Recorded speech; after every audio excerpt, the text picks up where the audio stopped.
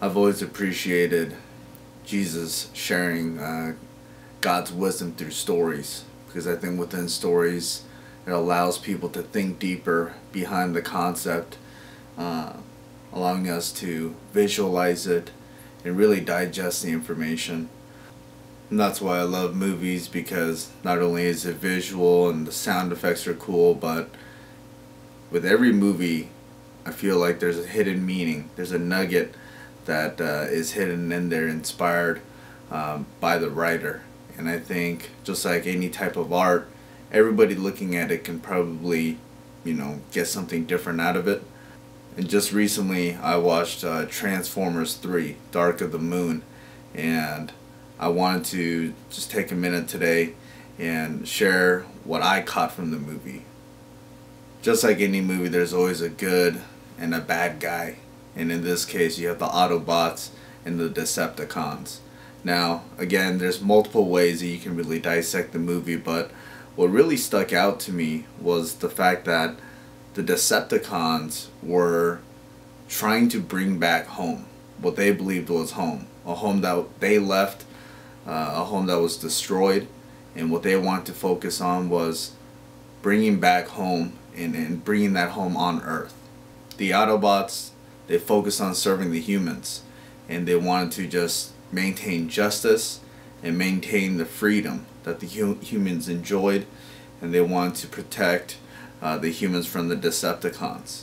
Now, within these two differences, the thing that was really interesting to me was how one side was fighting for freedom and the other side was fighting for their home. And it made me realize that there was a difference between fighting for freedom and fighting for home. Because so often, even in the Bible, it talks about Jesus leaving his home, leaving his parents, his brothers and sisters, and going out there to serve his family. That's why when one of his disciples said, "Hey, your family's out there waiting," Jesus said to the disciple, "What are you talking about? My family is here." And so it was really interesting how there truly was a separation between freedom and home. And it's not that they can't coexist, but it's really interesting to really chew on what it really means to have a home versus freedom. Is the sake of establishing a home preventing us from freedom? I always enjoyed Shia LaBeouf, even back in the day with Even Steven on Nickelodeon. And so seeing his character develop through Sam, I really enjoy just where this character is developing through the series. And in this movie, his adversary, character by the name of Dylan, interesting thing about this guy was he was a very successful businessman.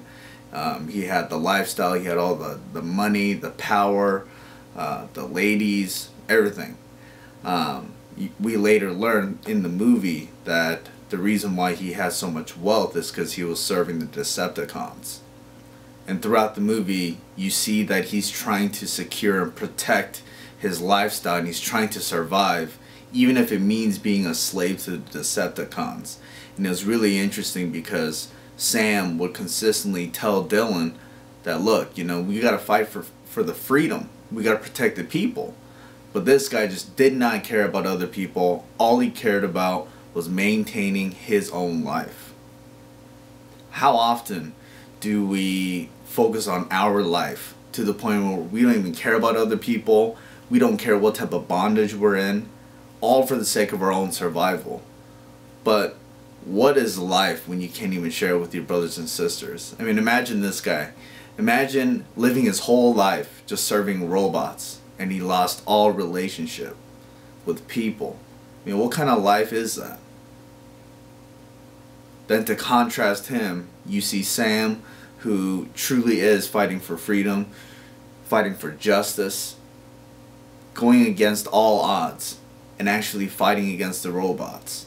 And you see this huge difference between a guy who has this lifestyle and, everything looks peachy, but he's doing it under bondage. Then you have a guy like Sam, who was young, didn't have a job, didn't have the toys or anything like that, and yet he was pursuing freedom, something that he truly believed in, and serving his purpose in this world. So where do you see yourself? Do you feel like you're pursuing justice, you're pursuing freedom, or do you feel like you're in bondage for the sake of maintaining lifestyle and gathering these toys? Which side are you on?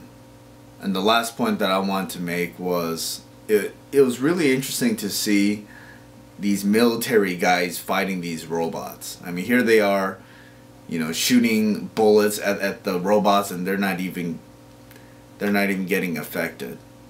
And so you see all these little guys just trying to figure out, how do we take over these robots? How do we destroy them? And they just couldn't. And they had to wait for Optimus Prime.